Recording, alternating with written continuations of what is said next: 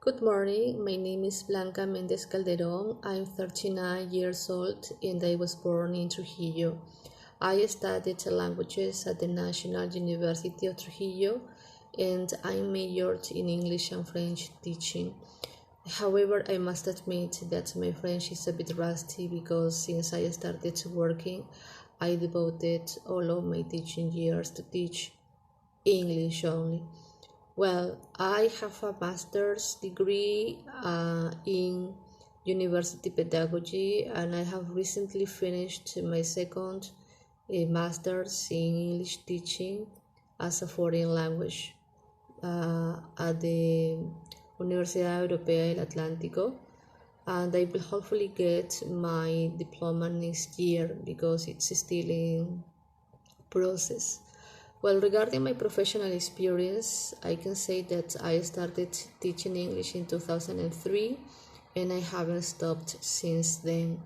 I started working with little kids from 4 to 10 years old in IBNA, and then also I had the opportunity to teach undergraduates at the Language Center of the National University of Trujillo and also at the private university Antenor Orrego, UPAU in Trujillo too. Also there I had the chance to teach at the postgraduate program, working with people who were in their 50s and in their 40s. It was a real challenge, but I did all my best in order to help them develop the language competence, applying different strategies and language teaching resources. Well, then also I worked in Senati for about 4 years, and then for some personal reasons I had to move here to Lima, and I've been here since 2016. As soon as I arrived here, I worked in Senati for about a year and at the same time in UCIL. Here in UCIL, I was assigned students of the program Beca 18, and it was a very interesting experience because the students come from different academic and social backgrounds. So I had to adapt my methodology and use strategies in order to help them reach the language goals, right? And also I've been teaching in UCIL students at the undergraduate program too. Regarding my digital skills, I can handle at the intermediate level the Microsoft Office tool, which is Microsoft Word, PowerPoint, Excel, as I said, at the intermediate level. And something that I would like to highlight is the fact that I do love designing my lessons and my classes using PowerPoint presentations. Also, I can manage pretty well these collaborative tools such as Padlet, Mentimeter, Kahoot, and Go Conquer, and also Jamboard. I love using these tools because they are really helpful if we want to get the students work collaboratively. And well, apart from that, I can also use the social media network. Well, regarding my experience in learning environments, I think that they are pretty related to the strategies I employ to keep my students engaged and motivated in an online environment.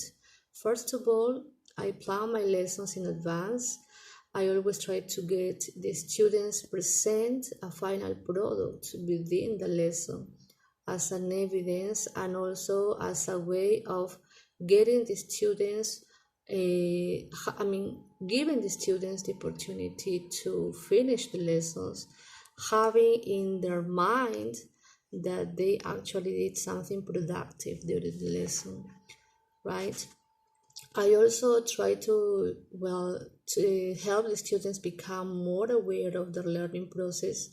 and improve their autonomy by giving them the calendar of all the activities we will be doing during the lesson, during the course, right? Well, during the lessons, I give the students, all of the students, the opportunity to participate by assigning pair work, group work, or individual work. Right? When I do or when I assign a group work, I always give the students roles in order to get all of them involved in the activity. I also provide feedback, constructive feedback, always, of course, highlighting their strengths, but also giving them some suggestions in order to improve the weak parts or the weak skills that they need to improve.